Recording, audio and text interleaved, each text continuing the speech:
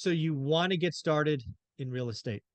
You're even doing the work, but you are scared and you don't want to write that first offer. We're going to have this great conversation with the one and only Anna Kelly. How you doing, Anna? I'm great. So good to be back here with you. We've had some traveling and some Yeah, fun, we've but been I've crossing missed in the you. nights. Yes, yes. I've missed you. The audience has missed you. Folks, if you've missed Anna, do me a favor, leave a comment below. Just say hi to Anna. She'll check it out and maybe even reply back if you're lucky enough. But Anna, I want Yes. to read to you a note, a comment from my private Facebook group. This is from Tony. I'm going to read it in its entirety, and then you and I are going to give Tony some advice. You ready? I'm ready. Hey, everyone. Just wanted to get this off my chest to people that understand the process. I've studied my buy box. I've created a team. I have my dry powder. I have a process and a plan in place. I can identify a great deal. All that is left is to make an offer. But I have to tell you, I am scared blank. I don't want to tell my family or friends. I have this feeling as their first reaction will be to tell me to hold off if I'm not comfortable. And I'm not doing that. I know the best things in life are on the other side of fear. Thanks, everyone, for sharing their experience and asking questions I may have been too scared to ask or didn't think of. So, Anna, there's a lot in this. You've undoubtedly talked to folks, as have I, who are in similar situations. Let's play the game of Many. ping pong, go back and forth. What's the first thing you might ask or advise Tony? Well, since he gave us a few clues about his situation, he's already done the work. He's already knows how to analyze deals. He already knows what a great deal looks like, and he already has dry powder, which means extra money he can afford to invest for the long term. So those things alone give him such a leg up that should reduce his fear, but his emotions are overwhelmed because it's something new and he's afraid of what other people think. So, first of all, knowing that he seems to be in a good position to buy real estate, assuming that he has cash saved up for emergencies, 6 months, let's say, in case we head into a recession, and he's ready to go, he really needs to understand that what he's struggling with is a mindset issue. And it's really common in real estate. It's really common anytime we take something new. It's that fear of the unknown and fear of making a mistake. And those fears can really paralyze people from taking action.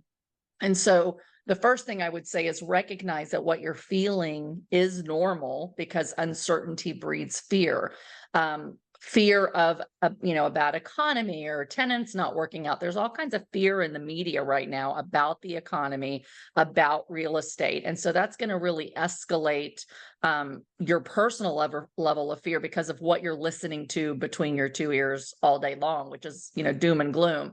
But what I would say, rather than ask a question, I would just say, recognize that fear, but understand that in economic cycles, which we talk a lot about, and maybe we can, talk a little more about today, the maximum point of fear when everyone else is afraid truly is the maximum point of opportunity for investors. So if you can conquer that fear and understand that when everyone else is afraid and tells you you're stupid for buying real estate, you need to hold off. That could be that maximum point of fear from everybody else could be just the tip of the ice, sort of the beginning of the maximum point of opportunity for you. So you have to recognize that. And then when those emotions, rise up and you're really afraid, remind yourself the maximum point of fear is the maximum point of opportunity. Yeah. So my mind went two different ways, and we'll cover them both. But the first one I'll talk about is, again, he's doing the work, he's got the dry powder, all of that. And again, right, I have to read between the lines. I think the one missing piece that Tony could do today, and probably repeat it several times, that will get him over the hump is find folks like the One Rental at a Time community, and I would say kind of quote unquote show your work. It seems like he's done a Yes. lot of this kind of in his silo, and he feels good about it, i.e., I can find a great deal or I know a great deal, but he's still scared. So what I have done in those situations is I have practiced. And what I would do here is I would go find I would probably shoot for no less than 5, but it might take 10. Shoot, it could take 15 people, and I would show my work. In 20 minutes, I Yes. would say, here's my buy box. Here's the 117 properties I've looked at. This is what average is. And what a strange thing will happen. You will go from being scared to either A, identifying errors or mistakes, right, that you didn't see, or B, repetition and consistency and validation. And the first time you tell someone you're going to be nervous, the 7th time you're going to be less nervous. By the 15th time, you'll be confident. And that's what I think he Yes. needs, is to build confidence in the work he has done. So I would show my work. I would, instead of showing friends who are going to tell you to do nothing, in our community, we got over 2,000 people. Just ask, hey, I want to show my work to 10 or 15 people on Zoom, one at a time. Who's game? Who's willing to, help a brother out? And I think Tony would be Yeah. shocked. That's the first thing I would tell him to do.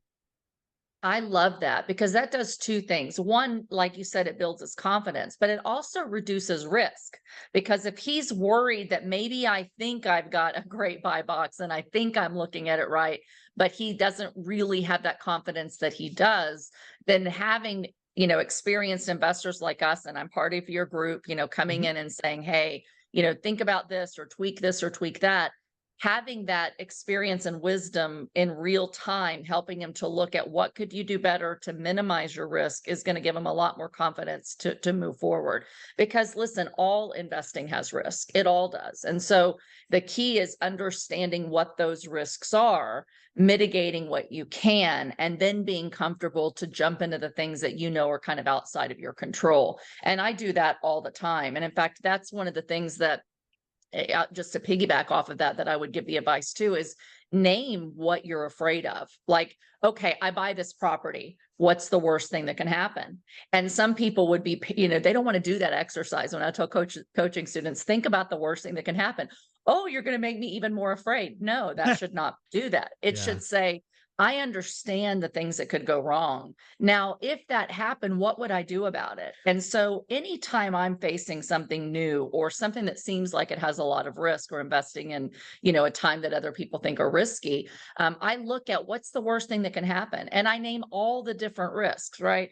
Legislative risks, taxes changing, insurance changing, rent controls, tenants trashing a place. Like I name all of that stuff. And then I say, well, guess what? There's a solution to like 90% of it.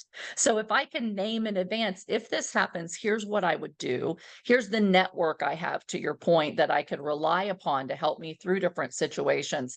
That gives me the confidence now that whatever comes, this is still going to be a good investment. And even if bad things happen, occasionally, I know what I'll do about it. And that helps me have so much more confidence that I'm able to kind of take my emotions of fear out of, my blind spots and go, okay, I know the risks. I'm Mhm. comfortable with what's left. Now let's do it. And then I get excited about looking at those deals rather than like, oh no, that's way too risky for me. Yeah. So the other thing that my brain went to is kind of the other track. Like, again, we've been doing this a long time. You and I both experienced the Great Recession up close and personal. We both know people that lost tons and tons of stuff. Um, Sometimes when I hear people do the work and they get right to the edge, there's baggage that they saw or maybe even personally experienced that, again, to your point, needs to be identified.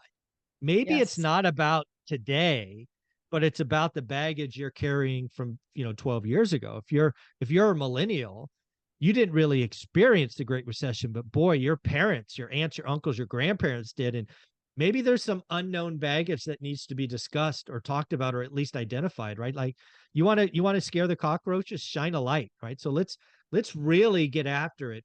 And again, I don't know Tony's situation at all, right? I got one paragraph, but having talked to enough people over the years, sometimes there's baggage there that needs to be brought to the forefront. And again, to your point, once you talk about it and it's shared, it's a lot less scary, because you can realize, well, Absolutely. the reason it blew up last time is our 1.9% teaser weight went to 9.9%. And you know what I'm going to do this time? I'm going to go get some 30-year money, and that won't happen again. Right. So, Right. so Right. yeah, sometimes you need to have that. So if you had one more piece of advice for Tony, what might you say?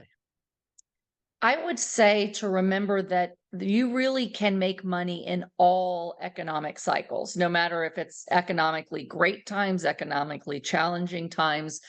There's a concept, in the stock market that advisors will tell you to dollar cost average over time. You buy the same, stocks or, categories or sectors of companies that you believe in, and you just keep investing over time. And sometimes you're buying high prices, sometimes you're buying low prices, but if you just continue to buy over the long term, it'll average out and your returns will average out as well.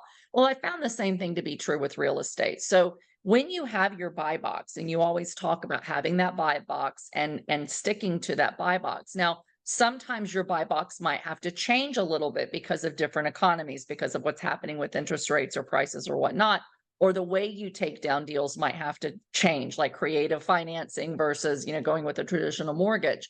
But you shouldn't ever be afraid that this time in the market is too risky for me to invest. You really need to understand that in every single market, there is opportunity. And sometimes in the scariest markets, there's even more tremendous opportunity. Now, there may be more risk, but again, you just have to mitigate that risk. And then you just make a commitment to yourself that you're going to keep buying while you have money to invest. It's just a matter of finding what's that best investment, being really patient. I think what I would say is that to think about the concept of dollar cost averaging with your real estate investing, just like your advisors probably have told you with stocks. So what that means is that when you identify a sector or a stock or a company that you really think very highly of over the long term, you basically make purchases during all phases of the market, up markets, down markets, sideways markets. You keep making those purchases, and sometimes you're going to pay more or less than other times. But over the long term, the cost of ownership averages out and your profits average out. What's the same thing with real estate, Michael? So I've made a ton of money on deals that I bought when prices were really high. And I've made a ton of money on deals that I bought when prices were really low. Sometimes how you make that money is different. Sometimes there's more cash flow. Sometimes there's more equity and no cash flow. Sometimes you don't have a lot of equity at all, but you can, structure the debts in such a way with creative financing that you're cash flowing. And so sometimes in different markets, when everybody says this is a horrible time to buy real estate, you need to drown that out. And you need to say every time is a good time to buy real estate. But what is the best buy box for this time in the market? How can I find the types of deals and structure them in a way that meets my financial goals for the long term? Even if today it doesn't seem like a killer deal, over the long term, you're going to be happy with those purchases. So do good deals in every market. Only do deals that meet your buy box. It might mean that you have to be patient and it might take a little bit longer now, but don't ever let this isn't a good time to buy real estate stop you from doing good deals that meet your buy box. Yeah, the final thing I would tell Tony is it sounds like, again, just reading between the lines, we got to get over that hurdle of writing that first offer. So this is what I would tell him, assuming everything else is, I want you today, find a property that's on the market that you think is a great deal, right? Because you told me you can identify a great deal. I'm just going to make up some numbers as an example, Tony. Let's say there's a property listed at 200. You know it's a great deal at 190. Tony, today, I want you to write an offer at 175 grand. We got to get over this hurdle. So you Yes. told me it's a great deal at 190. We're going to go 15 grand less or write that offer today. Just get past that hurdle, the mental hurdle, the Yes. DocuSign. You're going to get told no, but who cares? Write the offer. It sounds like we got to get over that Yes. emotional hurdle. The first time is always the hardest. The most riskiest. You'll see it's a non-event. You'll get told no, and nothing will happen. It'll be Right. okay. So that's my final piece of advice for Tony. Anna, if somebody wanted to reach out, get a party, find out what you're doing, be part of your coaching programs, how do we connect?